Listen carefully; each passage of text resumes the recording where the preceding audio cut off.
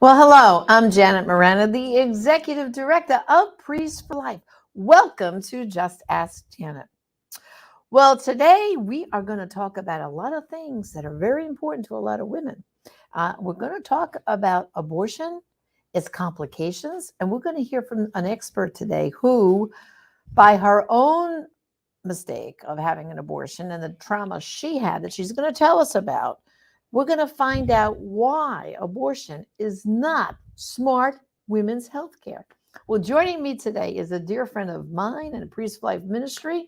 She's been battling this issue for a long time, and I'm so pleased to have her come all the way from the West Coast to our studio here in Titusville, Florida. So, Esther Ripplinger, welcome to the program. Thank you, Janet. I am delighted to be here. It is good to see you again. Glad to have you. And as I suggested, you did have an abortion. So help us to understand, because as you know, the secular world out there, the media, they act like this is a woman's choice and this is a good thing for women and it's women's health care. Right. What led you to choose abortion for you?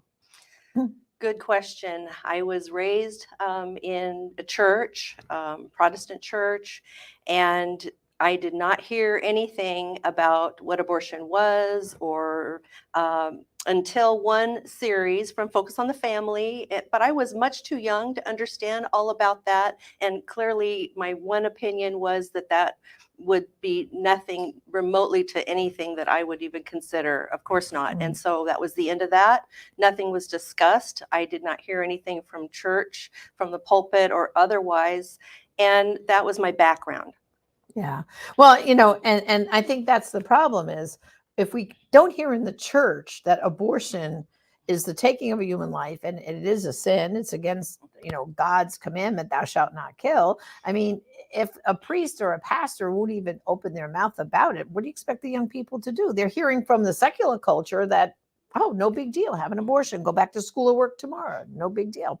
So then how old were you? What were the circumstances that led you to choose abortion? Yes, so I was a virgin up until 18 and had a boyfriend for a number of years, and things went too far. And it was against my understanding, the things that I was taught to be chaste. I kept that for quite a while, but things went too far, and I did get pregnant very early in that process. And I understand now through healing, but I'll make the point that at that time, I had shame, I had guilt, and that was a key factor for me then succumbing to the suggestion that I should get an abortion. However, and who made the suggestion to you? Good question. Yes. When I told my boyfriend that at that time that that I was pregnant, that he was actually, we were actually excited about it, and we made plans on paper to get married and have our baby, and everything would have been just really fine. He went. He said, "This is exciting. This will work," and so we'll get through this together. That's right? right. And so that was comforting. It was stressful, but we were in this together. And so he decided to go to his parents alone to tell them. And then when he came back, he sang a different song. And he said, "You have to get an abortion. We can have another one someday." Oh, no. And I was crushed. And those plans that we made on paper, I had to crumble them up, throw them in the garbage. And that was just the end of who I was. So it's his parents influenced the decision. And then tell us, did he take you to the abortion clinic? And so at did that he time, help you get the abortion? At that time, I was 19 years old. And so he had a job. They sent him away for training. And so I was supposed to take care of this while he was gone. So I was all alone. And I arranged for a friend to take me. And what kind of friend is that? There was no discussion, and it was just sad and lonely. Later on, I learned that his mother also had an abortion. So there's some reasoning why she chose that for me. And yeah, well, she probably figured, well, if I did it, let her do it. And here she was suggesting the death of her own grandchild. Right? I mean, that's another trauma that we could discuss later. So sad. So do you remember about the abortion itself? I mean, Did the abortion clinic tell you about anything? Did they, what was their care for you? Because the other side pins this as women's health care. What was the scenario in that abortion clinic? When I was waiting my turn and they called a number, I sat in a small room, very small, just enough room for a desk and a chair, nothing else. And this is supposedly a uh, consultation, but really was a sales pitch. And this woman, I asked about the baby stage of development, and she told me it's just a blob of tissue. Oh boy. As I've heard so many women So tell many me stories. the same thing. You That know, is what they and say. you know what's amazing is that, with the advance of ultrasound technology, that they're still coming out with that lie today. Right. It's astounding. That's right. So do you remember the actual procedure much? I mean, some women recall more than others, but what's your experience? The procedure actually was the opposite of what I was told that it was going to be. She literally gestured on her arm. Most girls just feel a pinch. You'll be fine. And as I laid on the table, I was in excruciating pain, which came as a surprise. And I was not expecting that at all. So there was no disclosure about a medical, quote unquote, medical procedure. None of Right. that. It was really just that harsh. I was. Did you meet the doctor before the procedure? Absolutely not. So you met the doctor when you were already on the table, ready for him to do the abortion. I remember I went out of my way to see this person who was performing this thing, and there was no introduction. He just went at it, and I thought, well, that's odd. Yeah, like he would say, "Hello, I'm Dr. Smith," and tell you a little bit about what he was about to do to you, right? Right. But was not a word. Exactly. I remember more this woman who was standing by me to ensure that I didn't get up and leave. She wanted to hold my hand and try to reach out for comfort. And at that time, there was nothing else to. I was desperate for comfort, so I took her hand and I thought, well, how can you stand there and comfort me when I'm in pain and this is wrong? But that was a really harsh. I believe I felt the sting of death in my most tender part of my body. Yeah. It was more than pain, but there was a sting of death. This life left me. That's what I remember the most. Yeah. So now, immediately following the abortion, did you contact your boyfriend? Did he ask how you were? Did your relationship continue? Like, how did things work for you, like, following that abortion? Our relationship continued for maybe 2 years, and it was very rocky. And I know now that nothing he can do to alleviate our relationship. There was just an underlying, I hate you for letting me go through this. And I hated his mother. I mean, I'm a Christian. You're not supposed to hate people, but it was that kind of emotion. And I was struggling with even just that, because we're not supposed to hate people. And I've been a very good person that way. But so the relationship ended. It ended. Yeah. Right. And then, did life go back to normal for you? Or at what point did you come to grips with all these feelings to seek some healing from them? I started college, and this was just before that. And I did poorly in school. And I was looking forward to this study, and I was just going to give my heart and soul to it. But after that abortion happened, I did not have the zest for life. I did not want to continue. It was very hard. I turned to substance abuse, and it just got a little bit out of control. And it was difficult to manage. Nobody wanted to listen. They said, it's done, it's in the past, put it behind you, move on. And I tried to do just that. I tried to stuff it. But even though that I tried to forget, but my body couldn't forget that trauma. Right. So what was the healing program that you eventually found? And how did you find it? So I ended up getting a job at Oregon Right to Life. I was recommended by my church band leader, and I got that job, and I enjoyed it. It was their first week, my first week working there, and they had their annual convention, and I decided to choose to check out for no reason at all, complete denial. I chose this abortion recovery workshop to learn about it, whatever that was. And I sat there and she handed out the handouts, and I looked at the symptoms of people who have distress, and Right. it just rang You were going true. like, uh-oh, that's me. Oh, that's That's me. me. Oh, That's no. me.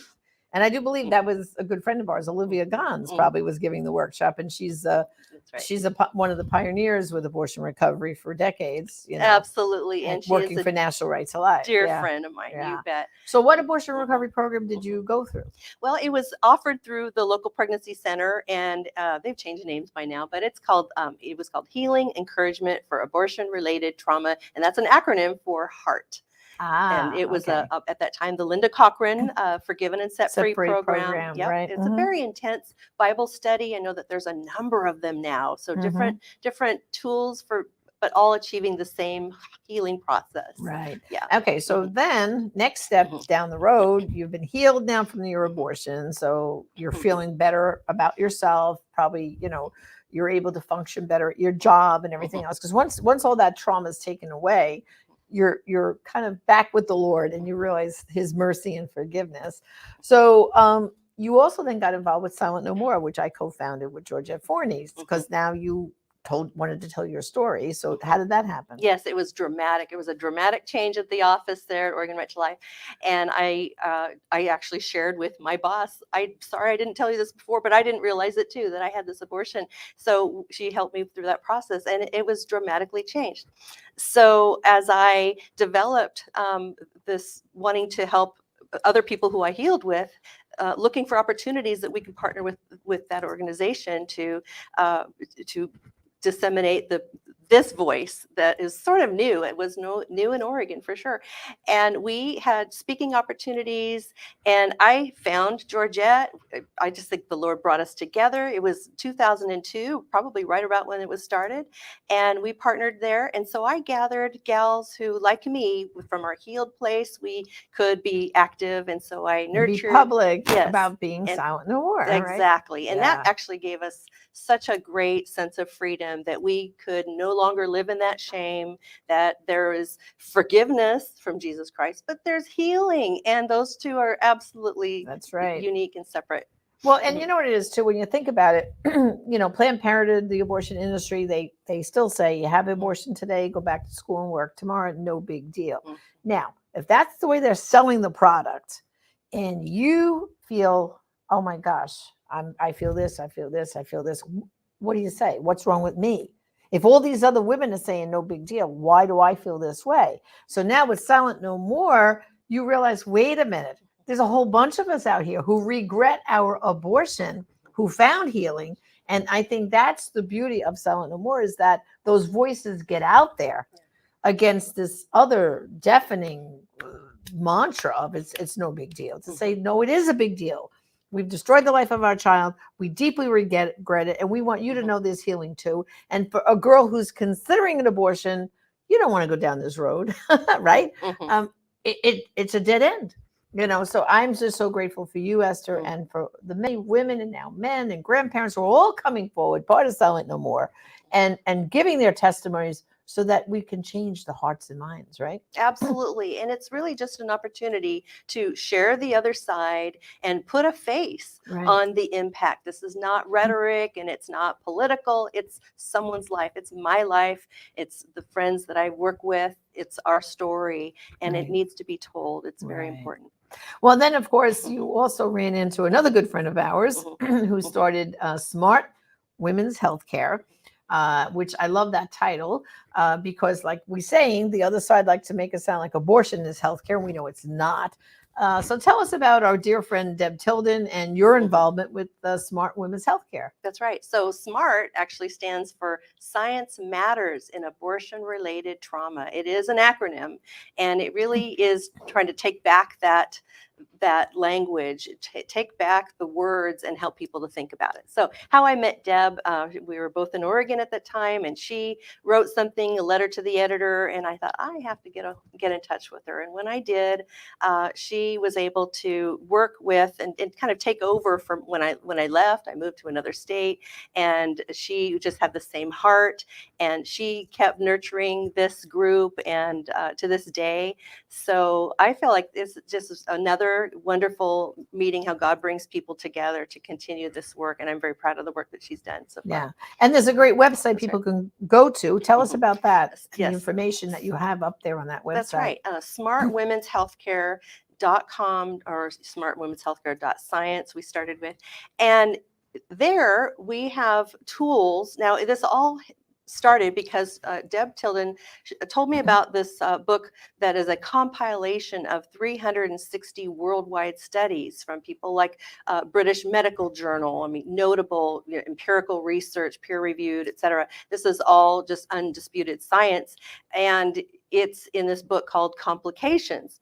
And Complications is a companion book to the award-winning film hushfilm.com.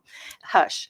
And Hush just is a documentary. It goes through about just forgetting the rhetoric of pro-life, pro-choice, just what do women need to know that's science, and that's what science, Smart Women's Healthcare, how it started. We want to champion this book and get it in the hands of women, or even leaders, medical people, Right. Pastoral, etc.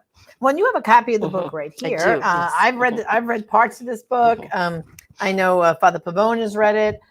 It's called Complications: Abortion's Impact on Women. And this is the second edition. And my dear friend, Dr. Angela Lamfranchi, also is one of the authors here Yes. that pulled the studies together. And I do believe this is still available on Amazon. I think people Yes. can get it on Yes, it Amazon. is.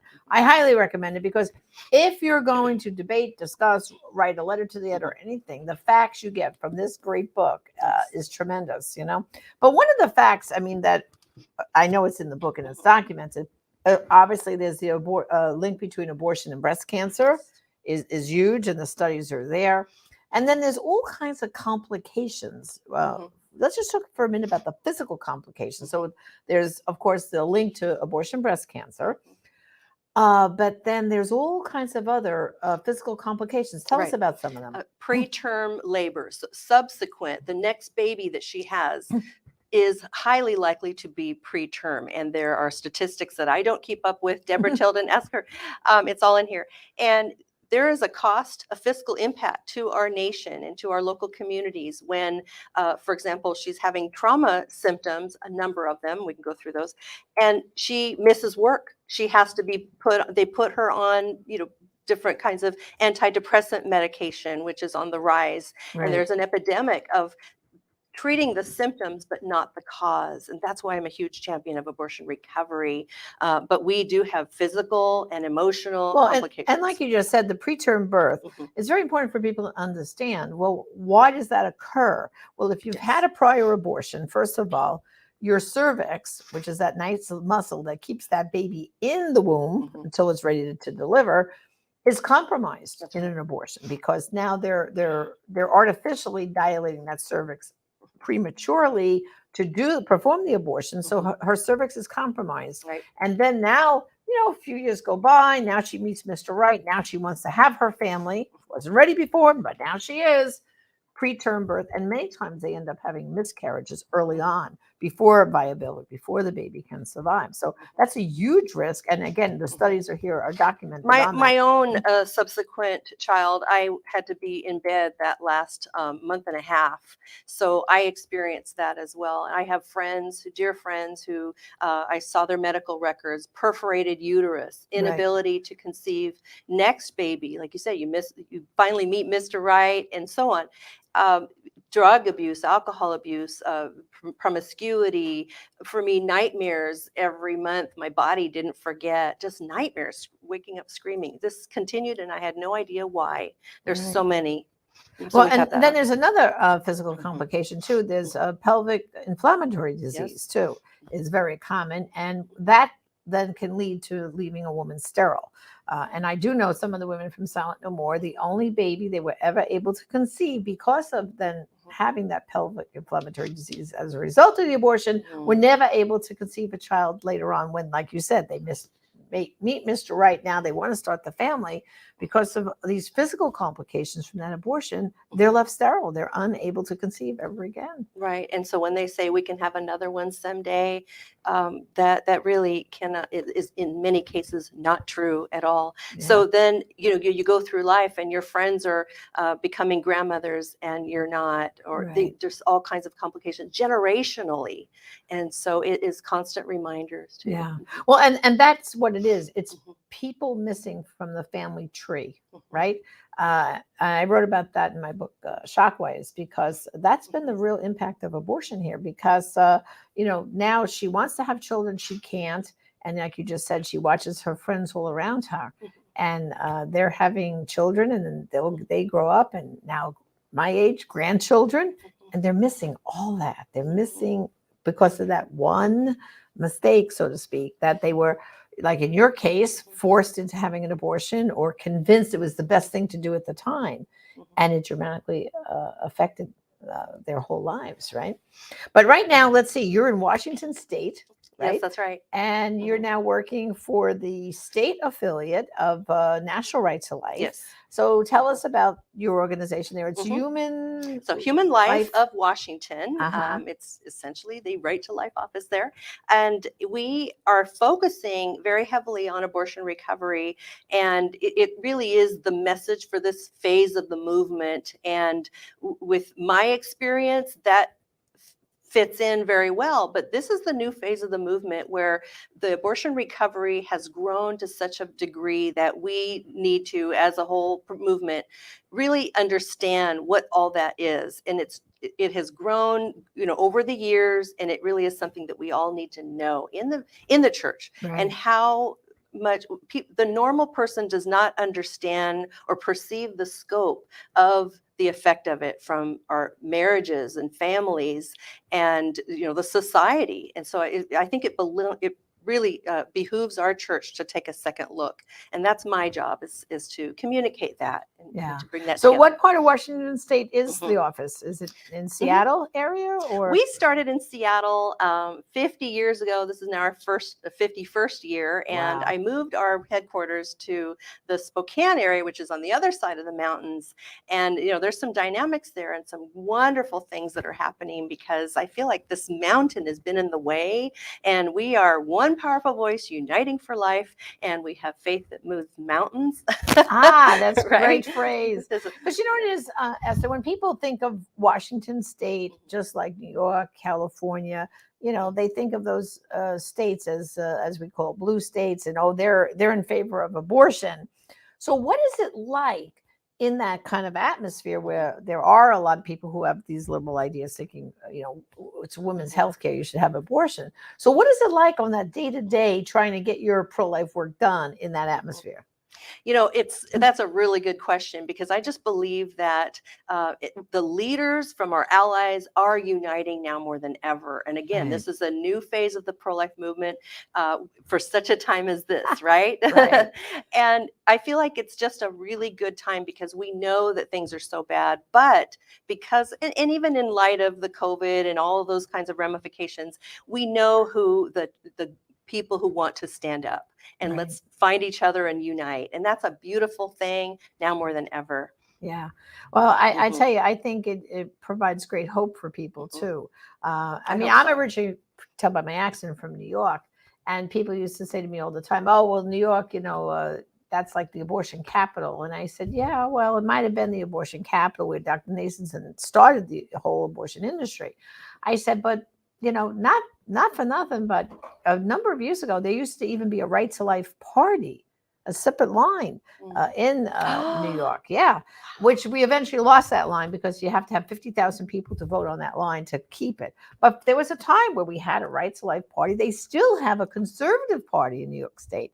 So I think what you're doing is a wonderful example. Don't ever give up on your state. I think that's the problem. People just sit back and go, oh, they get discouraged. That's like, oh, why should we vote? Oh, they're going to win. They're going to. So what you're saying is a shining example Exactly. of you got to stick with it. You got to get in there. And I think the abortion recovery message is so important because it basically is a game changer to the other side.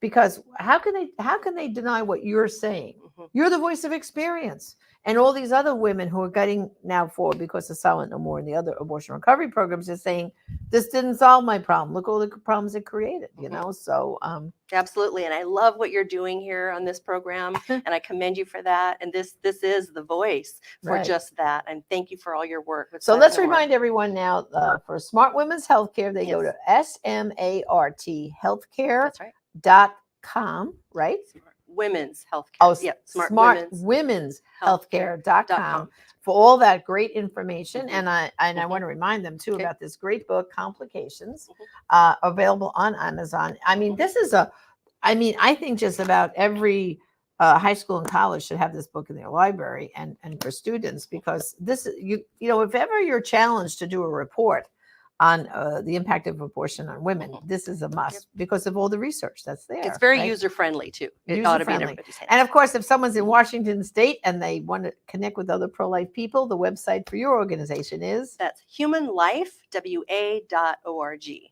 Humanlifewa.org. then that stands for Washington.